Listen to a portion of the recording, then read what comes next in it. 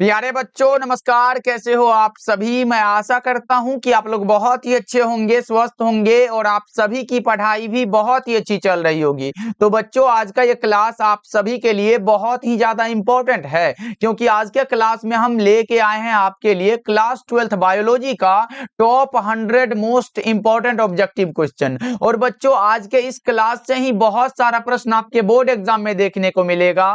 तो आज के क्लास को बिल्कुल ध्यान से देखिएगा और आज के क्लास में दिए जाने वाले सारे प्रश्नों को आप लोग अच्छे से याद भी करते चलिएगा। ओके जी, चलिए फिर क्लास को स्टार्ट करते हैं और आप लोग भी हमारे साथ आंसर को चैट सेक्शन में लगाते चलिएगा।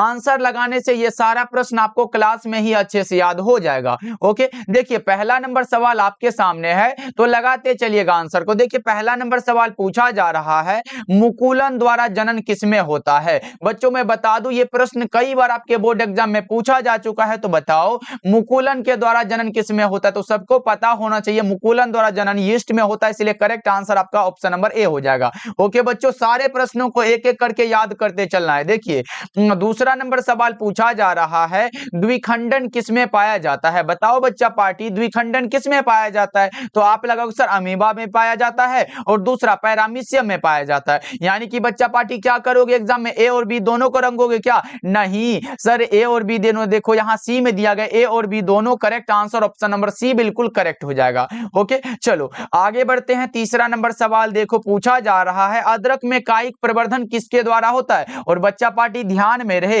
ये सारा प्रश्न क्वेश्चन बैंक से सिलेक्ट किया गया। आपको पता होना चाहिए कि क्वेश्चन बैंक बहुत ज्यादा इंपॉर्टेंट होता है आपके एग्जाम के दृष्टिकोण से, क्योंकि बहुत सारा ऐसा प्रश्न होता है जो आपके बोर्ड एग्जाम में रिपीट होता है, यानी कि पूछा हुआ प्रश्न को फिर से पूछ लिया जाता है। तो बच्चों हमें सतर्क रह के अच्छे से तैयारी करना पड़ेगा ना। देखो अदरक में कायिक प्रवर्धन किसके द्वारा होगा। अदरक में कायिक प्रवर्धन राइजोम के द्वारा होता है। किसके द्वारा बच्चा पार्टी, राइजोम के द्वारा। 3 का correct answer option number A हो जाएगा। चलो आगे बढ़ते हैं, अगला नंबर सवाल का जवाब बता दो, मानव युग्मकों में गुणसूत्रों की संख्या कितनी होती है। देखो बच्चों अगर मानव कोशिकाओं में गुणसूत्रों की संख्या पूछे तो हमारा 46 होता है, लेकिन हमारा युग्मक क्या होता है, युग्मक हमारा हैप्लॉइड होता है, इसीलिए इसमें गुणसूत्रों की संख्या 23 है। Correct answer option number B हो जाएगा।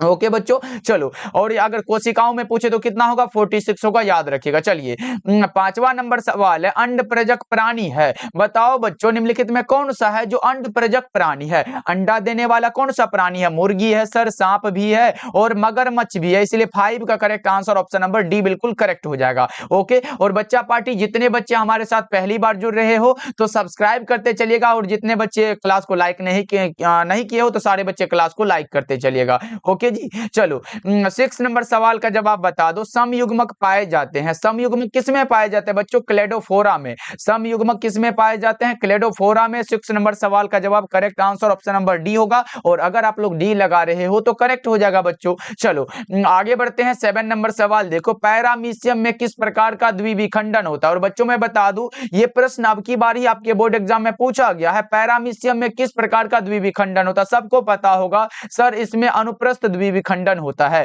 कैसा बच्चों, अनुप्रस्थ द्विखंडन होता है, यानी कि ट्रांसवर्स बैंड रिफ्यूजन होता है। सही जवाब ऑप्शन नंबर बी हो जाएगा। चलो आगे बढ़ते हैं। 8 नंबर सवाल देखो, निम्न में से कौन उभयलिंगी प्राणी है। ऐसे प्राणी जिसमें कौन सा, मेल और फीमेल दोनों सेक्सुअल पार्ट्स एक ही शरीर में होते हैं, उसे हम लोग क्या कहते हैं, उभयलिंगी प्राणी कहते हैं। और वो होता है, एग्जांपल है केचुआ यानी कि earthworm. Correct answer option number D हो जाएगा। ओके बच्चों चलो आगे बढ़ते हैं। 9 नंबर सवाल देखो, 9 नंबर सवाल है कि वायु परागित पुष्प सामान्यतः कैसे होते हैं। बताओ बच्चों वायु परागित पुष्प सामान्यतः कैसे होते हैं, जल्दी से बता दो। वो छोटे होते हैं और रंगहीन होते हैं, यानी कि बी और सी दोनों सही है। Correct answer option number D हो जाएगा। डी में क्या दिया गया बच्चों, बी और सी दोनों। चलो आगे बढ़ते हैं। 10 नंबर सवाल देखो, 10 नंबर सवाल है, क्लोरेला निम्न में से क्या है। क्लोरेला क्या है बच्चा पार्टी बता दो। क्लोरेला निम्न में से क्या है, जीवाणु है। क्लोरेला क्या है बच्चों, जीवाणु है। Right answer option number B हो जाएगा। चलो आगे बढ़ते हैं। 11 नंबर सवाल का जवाब जल्दी से बता दो, स्त्री दल चक्र पुष्पों में बना होता है। स्त्री दल चक्र जो पुष्पों में होता है बच्चों, वो स्टिग्मा से बना है, स्टाइल से बना है, ओवरी से बना है, यानी कि उपरोक्त सभी से बना हुआ है। Correct answer option number D हो जाएगा। बच्चा पार्टी आंसर लगाते हो कि कि नहीं, सारे प्रश्नों का आंसर लगाते चलो, लास्ट में तो पूछेंगे भाई कितना सही कर पाते हो। चलो आगे बढ़ते हैं, 12 नंबर सवाल का जवाब बता दो। जब जायांग में स्त्री केसर एक दूसरे से जुड़े रहते हैं तो उसे क्या कहते हैं? उसे युक्तांडपी कहते हैं या फिर युक्तांडपी कहलाता है बच्चों। करेक्ट आंसर बी हो जाएगा। ओके चलो आगे बढ़ते हैं। 13 नंबर सवाल देखो पूछा जा रहा है, भ्रूणकोश की सेंट्रल कोशिका क्या है? भ्रूणकोश की सेंट्रल कोशिका बताओ बच्चा पार्टी, कौन सा होगा? द्वितीय केंद्रक होता है जिसे हम लोग सेकेंडरी न्यूक्लियस कहते हैं। राइट आंसर ऑप्शन बी होगा। चलो आगे बढ़ते हैं, अगला नंबर सवाल, बच्चा पार्टी डेली क्लास का टाइम शाम के 6 बजे है और शाम के 8 बजे है। दोनों क्लास को ज्वाइन करने के लिए आप लोग सब्सक्राइब करके ऑल नोटिफिकेशन पे सेट कर लीजिएगा, जिससे कि क्लास का नोटिफिकेशन आपको मिलता रहे। देखो निम्न में से किसका पुष्पासन खाया जाता है? किसका खाया जाता है? पुष्पासन पूछा गया बच्चों, सेब हो जाएगा ना। किसका पुष्पासन? सेब का खाया जाता है ना बच्चा party. Correct answer option number B हो जाएगा। चलो आगे बढ़ते हैं, 15 नंबर सवाल का जवाब बता दो। इस क्लास में पूरे 100 ऑब्जेक्टिव को कवर करना है। देखो निम्न में से कौन नर युग्मक से संयोजन कर भ्रूणपोष बनाता है? तो सिंपल सा आंसर होगा सर द्वितीय केंद्रक होता है। कौन सा बच्चा पार्टी? द्वितीय केंद्रक। चलो आगे बढ़ते हैं, 16 नंबर सवाल देखो पूछा जा रहा है। 16 नंबर सवाल है, आवृतबीजी पौधों के भ्रूणपोष में गुणसूत्रों की सूत्र गुणता क्या होती है? देखो बच्चों भ्रूणपोष हमारा ट्रिप्लॉइड होता है यानी कि त्रिगुणित होता है। तो करेक्ट आंसर क्या होगा? ऑप्शन सी बिल्कुल करेक्ट आंसर हो जाएगा। 16 का क्या होगा बच्चों? ऑप्शन सी बिल्कुल करेक्ट आंसर हो जाएगा।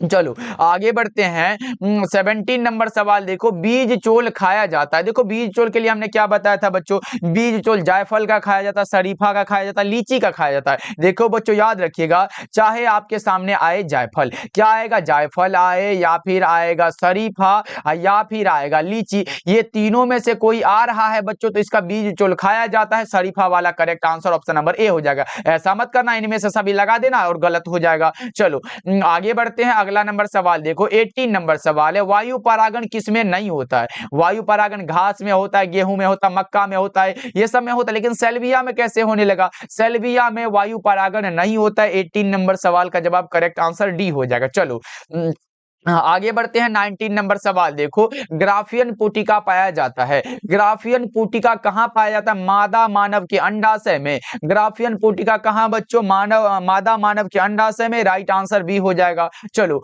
आगे बढ़ते हैं, 20 नंबर सवाल का जवाब जल्दी जल्दी से बता दो। गर्भाशय किससे संबंधित है? गर्भाशय संबंधित है, सबको पता होगा, जो बच्चे कुछ नहीं भी पढ़े उसको भी पता होगा। यह है फीमेल रिप्रोडक्टिव सिस्टम से संबंधित। Correct answer option number B हो जाएगा, जिसे क्या कहते हैं? मादा या फिर स्त्री जनन तंत्र से। चलो आगे बढ़ते हैं, 21 नंबर सवाल देखो, ऋतुस्राव चक्र किसमें होता है? यह भी इंपॉर्टेंट क्वेश्चन है बच्चों, बता दो। ऋतुस्राव चक्र एक होता है मेंस्ट्रुअल साइकिल और दूसरा होता है ओस्ट्रस साइकिल। लेकिन बच्चों अगर मध्य चक्र पूछे तो मध्य चक्र होता है बिल्ली, गाय, भेड़, मतलब बकरी, ये सब होता है, ये मध्य चक्र के अंतर्गत है, मतलब वो नॉन प्राइमेट ये स्तनधारियों में होता है, जबकि ये ऋतुस्राव चक्र जो होता है बच्चों ये प्राइमेट वाला में होता है। तो करेक्ट आंसर कौन सा लगाओगे? मनुष्य, बंदर, चिंपांजी, इनमें से सभी करेक्ट हो जाएगा 21 का। ओके बच्चों ध्यान में रखना, ये इंपॉर्टेंट है, ऐसे 2 नंबर या फिर 5 नंबर में पूछ देगा। मध्य चक्र और ऋतुस्राव चक्र में अंतर स्पष्ट करे तो ये आपको लगाना है, बहुत ज्यादा इंपॉर्टेंट क्वेश्चन है बच्चों, इसको एकदम तैयार कर लीजिएगा। देखो 22 नंबर सवाल है, गैमीट निर्माण को क्या कहते हैं? गैमीट निर्माण को देखो, गैमीट का हिंदी क्या होता है? युग्मक होता है, और युग्मक निर्माण को युग्मक जनन कहते हैं, तो गैमीट निर्माण को गैमेटोजेनेसिस कहेंगे ना। करेक्ट आंसर ए बिल्कुल करेक्ट हो जाएगा। एकदम समझ समझ के लगाते हो बच्चा पार्टी, एक भी क्वेश्चन एग्जाम में नहीं छूटेगा, बस आप कितना तैयारी करते हो ये आप पे डिपेंड करता है। देखो शुक्राणु जनन का नियंत्रण किसके द्वारा होता है? शुक्राणु जनन का नियंत्रण होता है किसके द्वारा? जल्दी से बता दो कौन सा होगा करेक्ट आंसर, फटाफट से बताओ बच्चों। वो हो जाता है androgen. Correct answer option number C हो जाएगा। चलो हाँ आगे बढ़ते हैं, 24 नंबर सवाल आपके सामने है, बताओ जल्दी जल्दी से। परिपक्व शुक्राणु के शीर्ष भाग पर एक टोपीनुमा संरचना पाई जाती है तो उसे क्या कहते हैं बच्चों? उसे कहते हैं एक्रोसोम। क्या कहते हैं? एक्रोसोम। 24 नंबर सवाल का जवाब करेक्ट आंसर ए हो जाएगा, और सारे बच्चे अगर ए लगा रहे हो तो बहुत अच्छे बच्चों। चलो आगे बढ़ते हैं, 25 नंबर सवाल का जवाब बता दो। किस जनन परत से रक्त तथा परिवहन तंत्र का उद्भव होता है? किस जनन तंत्र से बच्चों वो बताना है आपको। क्या लगाओगे करेक्ट आंसर? मेसोडर्म होता है correct answer, option number B हो जाएगा। सारे प्रश्नों को याद करते चलना बच्चा पार्टी, बहुत ज्यादा इंपॉर्टेंट ये क्वेश्चन बैंक है, तो समझ सकते हो कि कितना ज्यादा इंपॉर्टेंट होता है। ऐसा ही तो प्रश्न एग्जाम में आता है बच्चों। देखो, मानव भ्रूण संरक्षित रहता है, मानव भ्रूण किसमें संरक्षित रहता है ये बताओ बच्चों? ये होता है एमनियोटिक गुहा में। किसमें बच्चा पार्टी? एमनियोटिक गुहा में, करेक्ट आंसर बी हो जाएगा। चलो आगे बढ़ते हैं। 27 नंबर सवाल देखो, पूछा जा रहा है निम्नलिखित में से कौन भारी मात्रा में प्रोजेस्टेरोन को स्रावित करता है? उसका नाम होता है कॉर्पस ल्यूटियम। लेकिन बोलोगे सर कॉर्पस ल्यूटियम इसमें लिखा कहां गया है? जिसे हम लोग क्या कहते हैं बच्चों? पित्त पिंड कहते हैं, correct answer option number C बिल्कुल करेक्ट हो जाएगा। तो इसको जरूर याद रखना, क्योंकि ये वाला भी एग्जाम में अब की बार ही पूछा गया है। चलो आगे बढ़ते हैं। 28 नंबर सवाल देखो, 2001 की जनगणना के अनुसार भारत की जनसंख्या वृद्धि दर क्या है? 2001 की जनगणना के अनुसार बच्चों भारत की जनसंख्या वृद्धि दर लगभग 2% है बच्चों, याद रखना। करेक्ट आंसर सी हो जाएगा 28 का। ओके जी, चलो आगे बढ़ते हैं। अगला नंबर सवाल देखो, 29 नंबर सवाल है, कॉपर टी किसे रोकता है? कॉपर टी का कार्य है फर्टिलाइजेशन को रोकना, और फर्टिलाइजेशन यानी कि निषेचन को रोकना बच्चों। करेक्ट आंसर तो सी हो जाएगा ना, जरूर याद रखोगे। ऐसे 2 नंबर में भी पूछेगा कि निषेचन क्या होता है, तो इसको जरूर याद रखना। देखो 30 नंबर सवाल है, जनसंख्या अधिक होने से क्या होता है? जनसंख्या अधिक होने से क्या होगा? आय में कमी बिल्कुल होगी, जमीन में भी कमी होगी, और खनिज पदार्थ की भी कमी होगी। इनमें से सभी करेक्ट हो जाएगा क्या बच्चों? ऑप्शन डी बिल्कुल करेक्ट है। ध्यान रखिएगा, जनसंख्या अधिक होने से ये सारी चीजों में कमी आ जाती है, गिरावट आ जाती है। चलो आगे बढ़ते हैं। अगला नंबर सवाल देखो, 31 नंबर सवाल है, निम्न में से कौन यौन संचारित रोग है? मतलब जो यौन संबंधों के माध्यम से एक दूसरे में फैलते हैं उसे क्या कहते हैं? यौन संचारित रोग कहते हैं। और वो कौन सा होगा ये बताना। हमने एग्जाम्पल क्या बताया था? सिफिलिस हुआ, गोनोरिया हुआ, हर्पिस हुआ, यही सब तो होता है ना बच्चों। अब लगा दो 31 का क्या लगाए हो? ऑप्शन नंबर डी बिल्कुल करेक्ट हो जाएगा, जैसे एड्स भी होता है। चलो आगे बढ़ते हैं। 32 नंबर सवाल का जवाब बता दो, शरीर के बाहर होने वाले निषेचन को क्या कहते हैं? शरीर के बाहर होने वाले निषेचन को इन विट्रो कहते हैं। क्या कहते हैं बच्चों? इन विट्रो कहते हैं। तो राइट आंसर आपका ऑप्शन ए होगा, ध्यान में रखना आप सब। चलो नेक्स्ट नंबर सवाल का जवाब बता दो। 33 नंबर सवाल है, कैपेसिटेशन एक प्राकृतिक क्रिया है जो होती है। कैपेसिटेशन एक प्राकृतिक क्रिया है जो होती है मादा के जनन मार्ग में। किसमें बच्चों? मादा जनन मार्ग में, करेक्ट आंसर बी होगा। और 33 का बी लगा रहे हो तो 100% करेक्ट होगा ना बच्चा पार्टी। चलो आगे बढ़ते हैं। 34 नंबर सवाल देखो, जननांग समस्या किनके द्वारा फैलने वाला एसटीडी होता है? एसटीडी मतलब सेक्सुअली ट्रांसमिटेड डिजीज होता है बच्चों।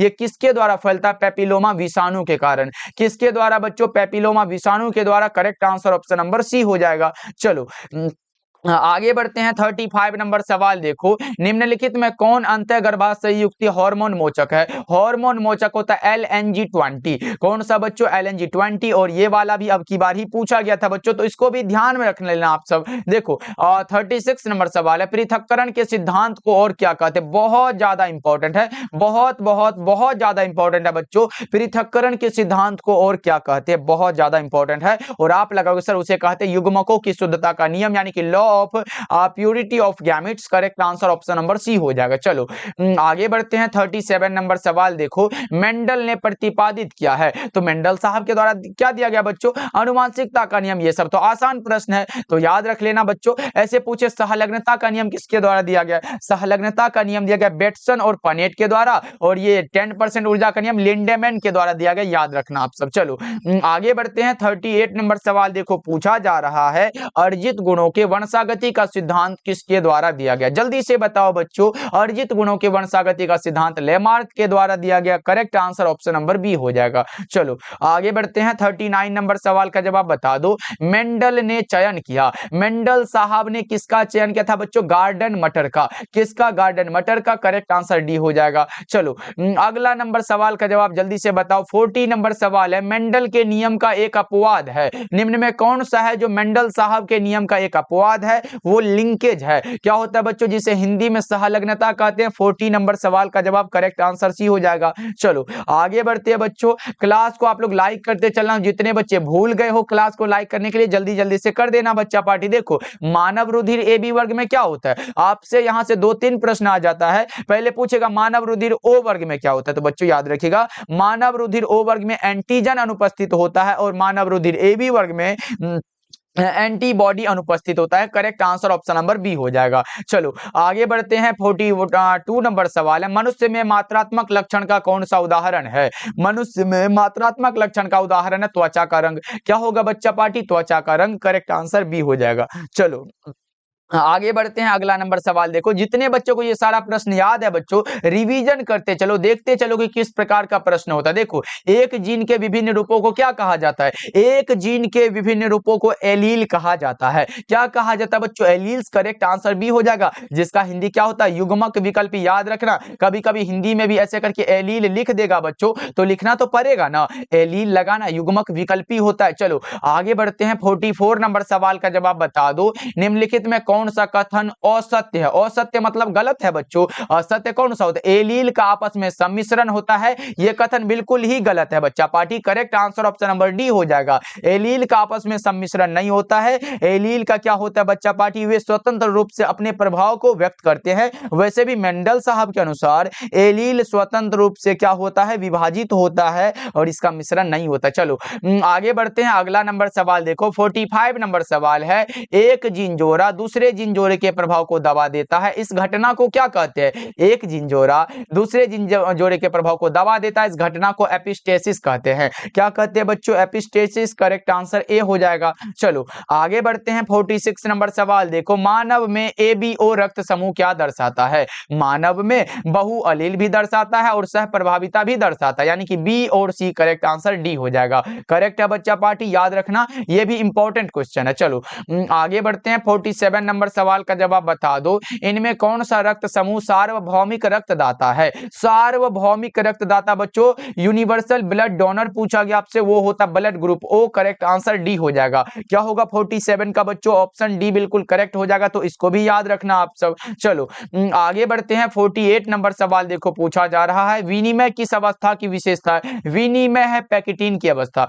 कौन सा बच्चों? पैकेटीन हो जाएगा। करेक्ट आंसर सी होगा 48 का। चलो आगे बढ़ते हैं। 49 नंबर सवाल देखो, 49 नंबर सवाल है, विभिन्नताएं अर्धसूत्री विभाजन के दौरान उजागर होती है। ये विभिन्नताएं जो बच्चों अर्धसूत्री विभाजन के दौरान उजागर होती है, ये किसके कारण? ये होता है विनिमय के कारण। किसके कारण बच्चों? विनिमय के कारण। 49 नंबर सवाल का जवाब करेक्ट आंसर ए बिल्कुल करेक्ट हो जाएगा, ध्यान में रखना आप सब। चलो आगे बढ़ते हैं।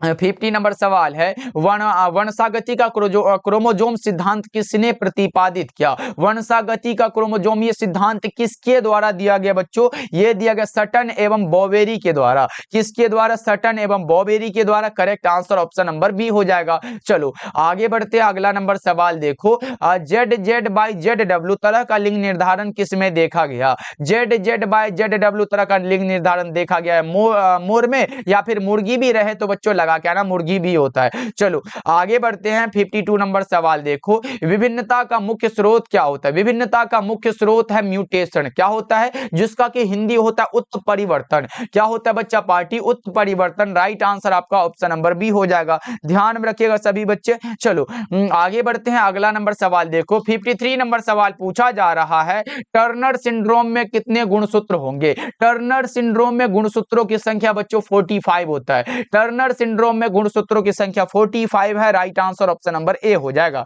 चलो आगे बढ़ते हैं। 54 नंबर सवाल देखो, 54 नंबर सवाल है, दात्र कोशिका अरक्तता प्रदर्शित करता है। दात्र कोशिका अरक्तता जो होता है बच्चों, ये क्या प्रदर्शित करता है? ये प्रदर्शित करता है प्लियोट्रॉपी को। किसको बच्चों? प्लियोट्रॉपी। करेक्ट आंसर सी हो जाएगा। चलो आगे बढ़ते हैं। 55 नंबर सवाल का जवाब जल्दी जल्दी से बता दो, डीएनए अणु में अगर साइटोसिन 18% है तो एडेनिन का प्रतिशत कितना होगा? बच्चों ये मॉडल पेपर में भी शायद आया हुआ प्रश्न, बता दो। डीएनए अणु में अगर साइटोसिन 18% है तो एडेनिन का परसेंट 32% हो जाएगा। सही जवाब ऑप्शन नंबर डी हो जाएगा। चलो आगे बढ़ते हैं। अगला नंबर सवाल देखो, 56 नंबर सवाल है, डीएनए अणु का फ्यूरिन क्षार कैसा होता है? बच्चों डीएनए अणु का फ्यूरिन बेस जो होता है बच्चों, वो कौन सा होता है? ये तो सबको पता होगा, और आपका आंसर आएगा एडेनिन और ग्वानिन होता है। सर करेक्ट आंसर ए हो जाएगा। चलो आगे बढ़ते हैं। 57 नंबर सवाल है, इनमें कौन सा नाइट्रोजिनस बेस डीएनए में नहीं होता है? नाइट्रोजिनस बेस जो डीएनए में नहीं होता है उसका नाम बताओ। अब बोलोगे सर डीएनए में पहले होता कौन कौन है, पहले ये पता होगा तभी तो लगाएंगे। तो उसमें होता है एडेनिन होता है, गुआनिन होता है, साइटोसिन होता है और थायमिन होता है। लेकिन जो नहीं होता तो मिला लो ना, ये चार में जो है देखो एडेनिन दिया गया तो एडेनिन इसमें नहीं है। गुआनिन देखो, गुआनिन इसमें है, गुआनिन देखो होता है। उसके बाद साइटोसिन भी होता है, साइटोसिन भी होता है। उसके बाद देखो थायमिन भी होता है, तो थायमिन भी होता है। लेकिन यूरेसिल तो आरएनए से संबंधित है ना बच्चों, यूरेसिल आरएनए में होता, तो ये डीएनए में कहां से होगा? 57 का करेक्ट आंसर भी हो जाएगा, यूरेसिल आरएनए में होता। चलो आगे बढ़ते हैं, अगला नंबर सवाल देखो। 58 नंबर सवाल है, बी डीएनए के एक पूर्ण घुमाव में नाइट्रोजिनस बेस के कितने पेयर्स होते हैं? देखो बच्चों यहां से दो प्रश्न आ सकता है। अगर पूछे बी डीएनए के पूर्ण घुमाव में नाइट्रोजन बेस के कितने पेयर्स होते हैं, तो बच्चा पार्टी आपको ध्यान में रखना है 10 होता है। अगर पूछे जेड डीएनए में, बच्चा पार्टी याद रखना, अगर पूछे जेड डीएनए के एक पूर्ण घुमाव में नाइट्रोजन बेस के कितने पेयर्स होते हैं? जेड डीएनए में 12 होते हैं और बी डीएनए में 10 होते हैं। ओके क्लियर है बच्चों? चलो आगे बढ़ते हैं। 59 नंबर सवाल देखो, डीएनए के पैरामिडीन में पाया जाता है, डीएनए के पैरामिडीन में क्या पाया जाता है? इंपॉर्टेंट क्वेश्चन है और आपको बताना है क्या होगा, थायमीन और साइटोसिन। कौन सा बच्चों? थायमीन और cytosine. Correct answer option number A हो जाएगा। चलो आगे बढ़ते हैं। 60 नंबर सवाल है, आरएनए से जो डीएनए बनता है उसे क्या कहते हैं? आरएनए से जो डीएनए बनता है उसे कंप्लीमेंट्री डीएनए कहते हैं, सी डीएनए कहते हैं बच्चों। सही आंसर ऑप्शन नंबर डी हो जाएगा। 60 हो चुका है और भी कुछ प्रश्न बचा हुआ है, फटाफट से कर लेते हैं बच्चों। देखो अनुवांशिक कूट में कितने कूट होते हैं? देखो अगर पूछे अनुवांशिक कूट में कूट के लिए शब्द कितने होते तब 3 लगाना है, और अगर पूछे अनुवांशिक कूट में कितने कूट होते 64 लगा के निकल लेना बच्चा पार्टी, क्योंकि हमारे पास टाइम बहुत कम है और प्रश्नों की संख्या ज्यादा है। देखो 62 नंबर सवाल पूछा जा रहा है, ओपेरॉन मॉडल किसने प्रस्तावित किया है? ओपेरॉन मॉडल प्रस्तावित किया गया किसके द्वारा बताओ? यह किया गया है जैकोब और मोनोड के द्वारा। लेकिन बच्चों एक चीज याद रखिएगा, ओपेरॉन मॉडल पूछे क्या प्रदर्शित करता है, तो ये जीन का रेगुलेशन को प्रदर्शित करता है। करेक्ट आंसर सी हो जाएगा, याद रखोगे बच्चों। चलो आगे बढ़ते हैं। 63 नंबर सवाल पूछा जा रहा है, ओपेरॉन मॉडल क्या प्रदर्शित करता है? जस्ट हमने बताया बच्चों, क्या प्रदर्शित करेगा? जीन का regulation, regulation of gene. Correct answer C हो जाएगा। क्या होगा बच्चों? ऑप्शन सी बिल्कुल करेक्ट आंसर है, तो इसको भूलना नहीं है बच्चों। चलो आगे बढ़ते हैं, अगला नंबर सवाल देखो। 64 नंबर सवाल है, सैटेलाइट डीएनए एक उपयोगी साधन है। सैटेलाइट डीएनए एक उपयोगी साधन होता है फोरेंसिक विज्ञान का, या फिर विधि विज्ञान भी कहोगे। करेक्ट आंसर सी हो जाएगा। 64 का अगर आप लोग सी लगा रहे हो ना बच्चा पार्टी, तो करेक्ट हो जाएगा। ओके चलो आगे बढ़ते हैं, अगला नंबर सवाल देखो, ये रहा। एकिडना क्या होता है? एकिडना का क्या होगा ये बताओ बच्चों। एकिडना क्या होता है जल्दी से बता दो। योजक करी है, कनेक्टिंग लिंक होता है बच्चों। सही आंसर ऑप्शन नंबर ए हो जाएगा। और बच्चा पार्टी मेन बात मैं बता देना चाहूँ तो जितने बच्चे हमारे द्वारा तैयार फिजिक्स, केमिस्ट्री और बायोलॉजी के 20 दिन पढ़ के 80 नंबर लाने वाला नोट्स नहीं लिए हो बच्चा पार्टी, ये हम गारंटी इसीलिए देते हैं बच्चों क्योंकि ये पिछले साल से भी हम देते आ रहे हैं और ये हमारा पूर्ण विश्वास होता है। उसमें आपको एक सब्जेक्ट में हम 50 से 60 सब्जेक्टिव देंगे और 200 ऑब्जेक्टिव देंगे, उसी में आपका काम पूरा हो जाएगा बच्चा पार्टी। आपको पढ़ना, अगर आप एक दिन में 10 क्वेश्चन भी याद करते हो तो एग्जाम तक में खत्म हो जाएगा। और बच्चों अभी से आपको पढ़ना ही पड़ेगा, उसके अलावा कोई उपाय तो है नहीं, क्योंकि आपके माता पिता उम्मीद लगाए बैठे कि आप अच्छे नंबर लाओगे और आप यहां समय व्यर्थ कर दिए बच्चा पार्टी। तो लेकिन अभी से भी पढ़ के अगर चाहते हो कम से कम अच्छा नंबर आ जाए तो मात्र इसका चार्ज है 199। तो कॉल करिएगा 7070 82 1685 नंबर पे और सारे बच्चे ले लीजिएगा। ये आपको लेना है बच्चों कम से कम 10 से 15 जनवरी के बीच। अगर 20 दिन अच्छे से पढ़ लेते हो ना बच्चों, 10 से 15 जनवरी तक अगर आप ले लेते हो, अच्छे से पढ़ लेते हो, तो बच्चों हम गारंटी लेते हैं फिजिक्स, केमिस्ट्री और बायोलॉजी में 80+ नंबर लेके आओगे। ये हमारी गारंटी है, गारंटी नहीं उम्मीद भी कह सकते हो बच्चों। इसलिए सारे बच्चे इस पे कॉल करके जरूर लीजिएगा। कॉल या फिर मैसेज करोगे, बोलोगे सर हमें 199 वाला पीडीएफ चाहिए, आपको मिल जाएगा। ओके बच्चों चलो आगे बढ़ते हैं। और साथ में हिंदी का पीडीएफ ऐसे फ्री में मिल जाएगा, तो उसके लिए घबराना नहीं है। देखो डोडो क्या होता है? डोडो बताओ बच्चा पार्टी, डोडो क्या होता है? डोडो होता है विलुप्त प्रजाति। क्या है ये? हमारा विलुप्त प्रजाति है। करेक्ट आंसर ए हो जाएगा। चलो आगे बढ़ते हैं। 67 नंबर सवाल है, पक्षियों तथा तितलियों का डैना कैसा अंग है? पक्षियों तथा तितलियों का जो डैना होता है बच्चों, वो कैसा अंग होता है ये बता दो। ये होता है असमजात अंग। क्या होता है बच्चों? असमजात अंग। ऐसे पक्षियों का कार्य भी है उड़ना और तितलियों का कार्य भी उड़ना, यानी कि कार्य दोनों का समान हो लेकिन इसकी संरचना भिन्न हो, तो बच्चों वही हमारा असमजात अंग होता है। करेक्ट आंसर डी हो जाएगा। चलो आगे बढ़ते हैं। 68 नंबर सवाल देखो, ट्रिटिकम स्टिवम जो कि हेक्साप्लॉइड गेहूं है, याद रखना पूछेगा ट्रिटिकम स्टिवम क्या है, तो आप लगाओगे सर हेक्साप्लॉइड गेहूं है, उसमें होता है कितना 42 गुणसूत्र। Correct answer option number D हो जाएगा, ध्यान में रखिएगा आप सब। चलो आगे बढ़ते हैं। 69 नंबर सवाल देखो, 69 नंबर सवाल है, नई प्रजातियों के निर्माण का महत्वपूर्ण कारक क्या होता है? नई प्रजातियों के निर्माण का महत्वपूर्ण कारक म्यूटेशन होता है, उत्परिवर्तन होता है। बच्चा पार्टी ये प्रश्न हमने कई बार करा चुका है, इसलिए याद रखना बच्चों, ये बार बार आ रहा है, इसका मतलब ये इंपॉर्टेंट क्वेश्चन है। चलो आगे बढ़ते हैं। 70 नंबर सवाल का जवाब बता दो। 70 नंबर सवाल है, ड्रायोपिथिकस इनमें से किसके अधिक समान थे? ड्रायोपिथिकस अधिक समान थे किसके बच्चों? एप के। किसके बच्चों? एप के थे। Correct answer option number A हो जाएगा। चलो कौन सा मोबाइल वाला ऐप नहीं है बच्चों, ये लंगूर वाला ऐप है। चलो आगे बढ़ते हैं। वुचरेरिया बैंक्रोप्टी जो आदमी में फाइलेरिया रोग पैदा करता है किस समूह का होता है? हेलमिंथ ग्रुप का बच्चों। करेक्ट आंसर डी हो जाएगा। चलो जी आगे बढ़ते हैं। 72 नंबर सवाल देखो, 72 नंबर सवाल है, क्षय रोग का संक्रमण मुख्यतः किसके द्वारा होता है? क्षय रोग का संक्रमण जिसके द्वारा होता है बच्चों, वो किसके द्वारा होता है आप बताओ दो। 72 नंबर सवाल का जवाब ये होता है हवा के द्वारा बच्चों। क्षय रोग मतलब ट्यूबरकुलोसिस जिसे बोलते हो, जीवाणुओं के द्वारा जीवाणु जनित रोग होता है ये। चलो आगे बढ़ते अगला नंबर सवाल देखो। 73 नंबर सवाल है, इनमें से कौन जीवाणु जनित रोग होता है? यानी कि अभी तो हमने बताया क्षय रोग जीवाणु जनित रोग है और कुष्ठ रोग भी होता है जीवाणु जनित रोग और हैजा भी, इनमें से सभी करेक्ट आंसर डी हो जाएगा। याद रखोगे ना बच्चा पार्टी। चलो आगे बढ़ते हैं। 74 नंबर सवाल देखो, मलेरिया रोग उत्पन्न होता है किसके द्वारा बच्चों? मलेरिया वाला जो रोग उत्पन्न होता है वो मादा एनोफिलिस मच्छर के कारण होता है। करेक्ट आंसर बी हो जाएगा। चलो आगे बढ़ते हैं। 75 नंबर सवाल है, मनुष्य में दाद की बीमारी होती है किसके द्वारा? मनुष्य में दाद की बीमारी होती है कवक के द्वारा। किसके द्वारा बच्चों? कवक के द्वारा। तो राइट आंसर आपका ऑप्शन नंबर बी हो जाएगा। चलो 76 नंबर सवाल है, बूंद संक्रमण क्या है? बूंद संक्रमण है निमोनिया। बूंद संक्रमण क्या है बच्चों? निमोनिया है। तो राइट आंसर आपका डी हो जाएगा। चलो घबराना नहीं है, सारे प्रश्नों को याद करते चलना है, एग्जाम से भी नहीं डरना है बच्चों, क्योंकि हमारा तैयारी एकदम पूरा दृढ़ निश्चय के साथ है बच्चों। एग्जाम कैसे डिगा सकते हैं आपको, देखो पूछा जा रहा है निम्नलिखित में कौन असंक्रामक रोग है? असंक्रामक यानी कि जो संक्रमण माध्यम से एक दूसरे में फैलने वाला रोग कौन सा होता है, लेकिन असंक्रामक पूछा गया है, जो संक्रमित ये संक्रमित व्यक्ति में नहीं फैलते। बताओ कौन सा होगा? 77 नंबर सवाल का जवाब आप लगाओगे सर ये कैंसर क्या होता है? ये असंक्रामक रोग है, ये एक दूसरे में फैलता नहीं है, हवा या फिर किसी के द्वारा नहीं फैलता है। चलो आगे बढ़ते हैं। अगला नंबर सवाल देखो, अगला नंबर सवाल है, HIV निम्न में से किस कोशिका पर आक्रमण करता है? HIV टी हेल्पर सेल पर आक्रमण करता है। तो राइट आंसर आपका डी कह सकते हो, बिल्कुल करेक्ट हो जाएगा। चलो आगे बढ़ते हैं। 79 नंबर सवाल देखो, निम्नलिखित में से कौन पशुपालन से सम्मिलित नहीं है? मतलब सम्मिलित नहीं है बच्चों, बताओ कौन सा होगा? पशुपालन में सम्मिलित नहीं है तो वो कार्बनिक खेती हो जाएगा हमें लगता है। पशुपालन से ये कार्बनिक खेती कैसे आ सकता है इसमें? तो राइट आंसर आप डी कह सकते हो, मतलब करेक्ट हो जाएगा। चलो